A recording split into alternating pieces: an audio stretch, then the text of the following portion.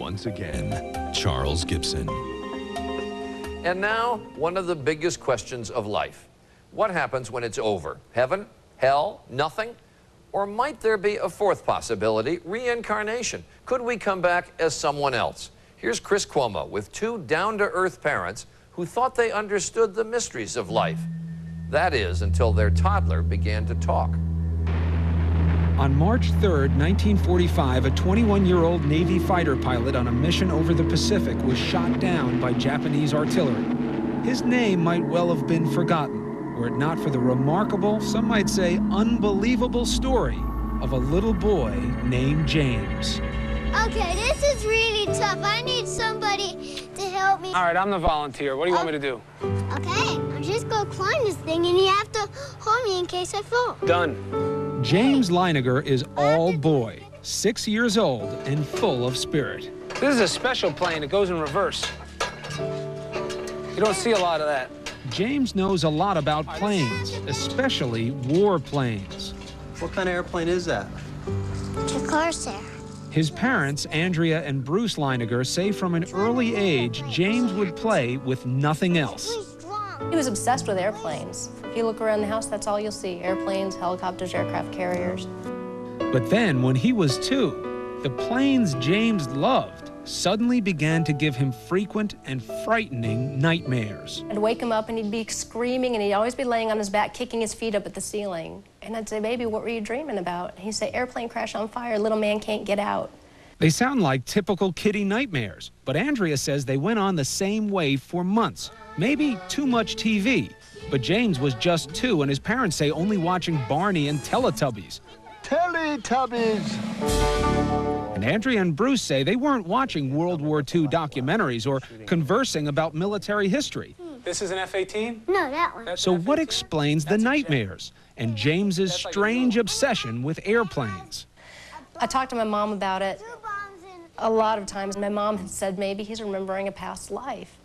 What did you say? Politely, baloney.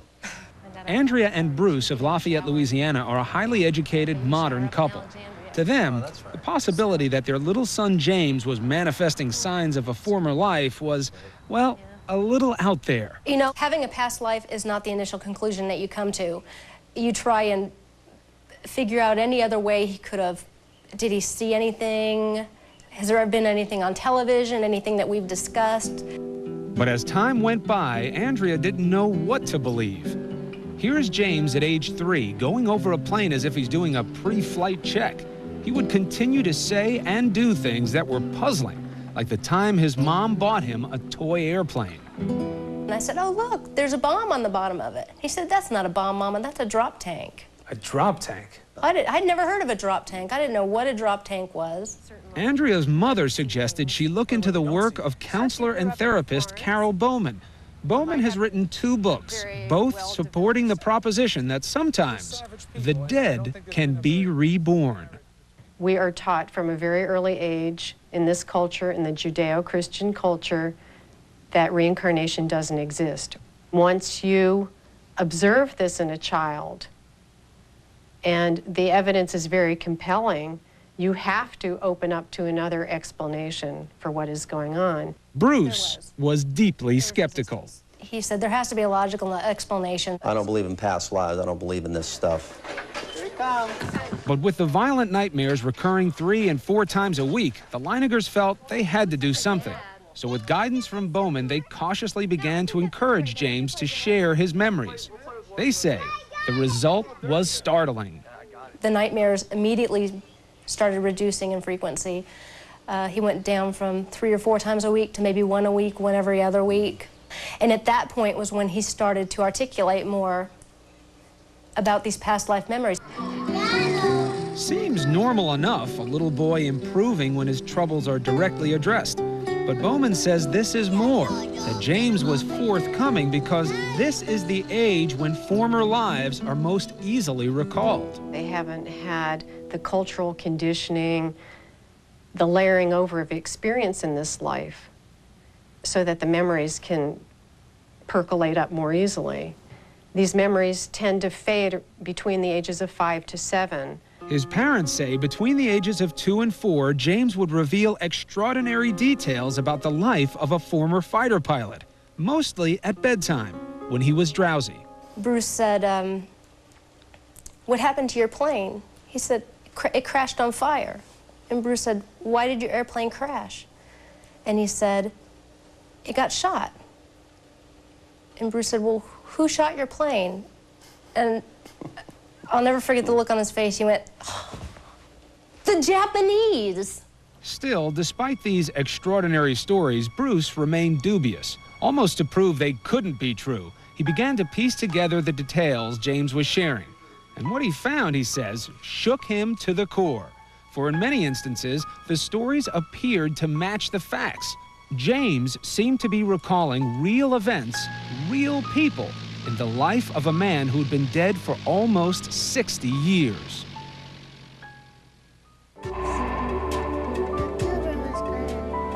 With each passing month, little James Leininger seemed to be peeling back memories of a past life. Ooh, name. Vivid memories that scared and astonished his parents. Bruce had always said, what kind of plane did you fly? And he said, a Corsair. Yeah. He said a Corsair? He said the word Corsair. Not only did James remember flying a Corsair, he demonstrated knowledge of the plane's peculiarities, like the time he was flipping through a book about planes when he was 4. And he got to the Corsair, and he said, that's a Corsair. And he goes, you know what? They used to get flat tires all the time. In fact, historians and pilots agree that the plane's tires took a lot of punishment on landing. Of course, this is a fact that could easily be found in books or on TV. But then, James began to offer up the kinds of specific details his parents say are harder to explain away. Another night, Bruce had come in and he said, do you remember where your plane took off? And he said it took off of a boat. Do you remember the name of your boat? Natoma. Do you remember what your name was? And he'd always say, James. But his name is James. It never really occurred to us. We thought he just wasn't understanding the question. So I said, do you remember any friends or anyone else that you flew with? And he said, Jack Larson.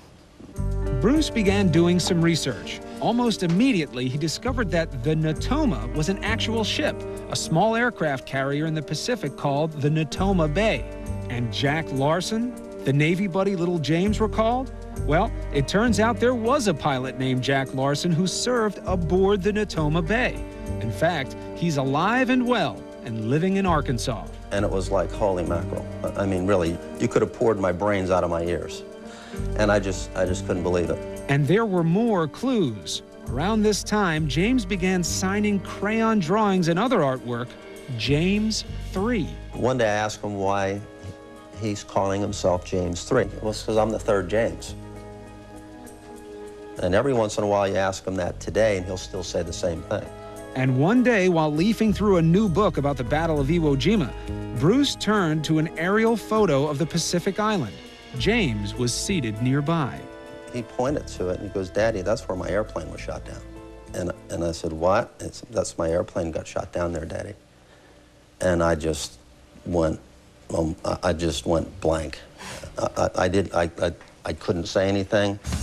By then, Bruce had become a man possessed, searching the internet, combing through military records, and interviewing men who served aboard the Natoma Bay. Finally, a breakthrough. He learned that there was just one pilot from the squadron killed at Iwo Jima. That pilot, James M. Houston, Jr. Is this why little James was calling himself James 3? It just crystallized in my mind.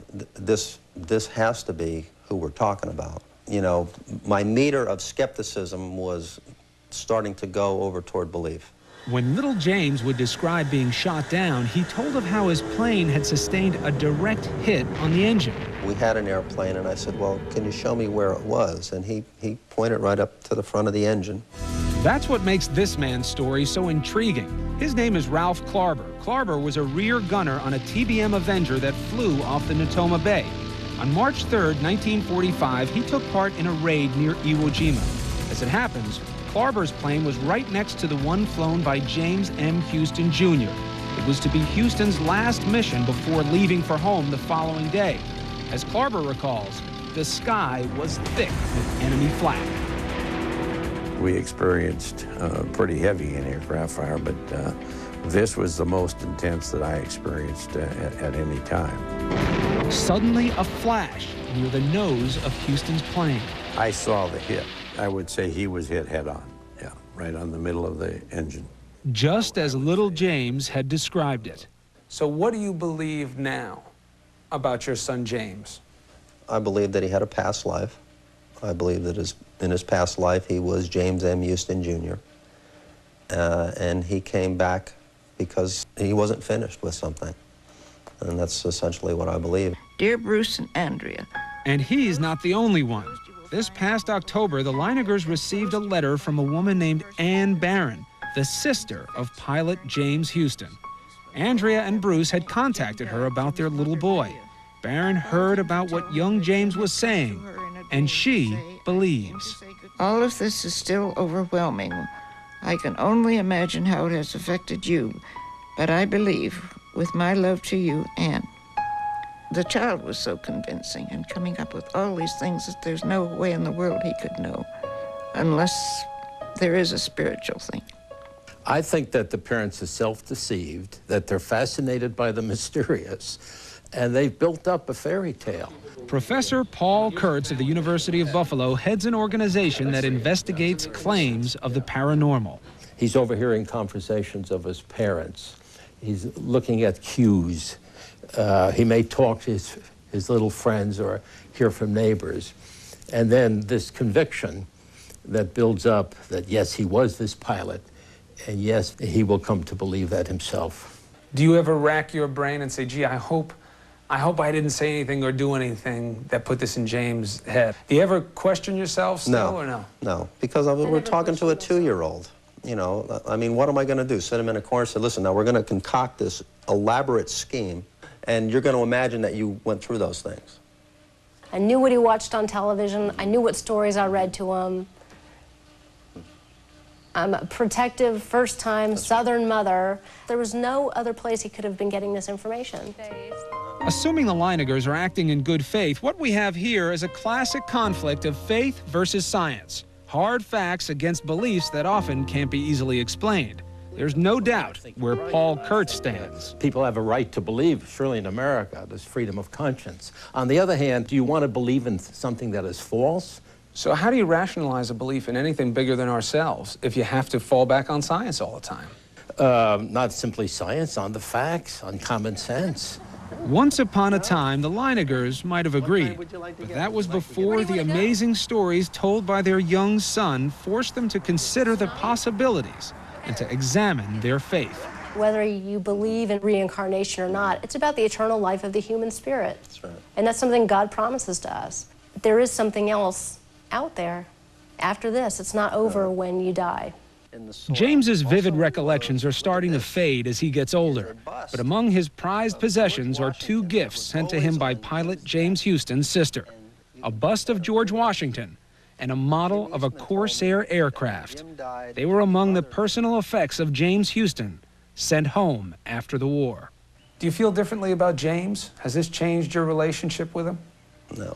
We have always felt that he's a special little boy because he's our son. He appears to have experienced something that I don't think is unique, but the way it's been revealed is quite astounding, but it doesn't change how we think. I don't look at him and say, that's not my son, that's someone else. That's my boy. Good one. It might be a natural assumption that it's just Buddhists and Hindus who believe in reincarnation, but would it surprise you to know that 1 out of every 4 Americans, Christians and Jewish alike, believe that souls do return again in different bodies? We'll be right back.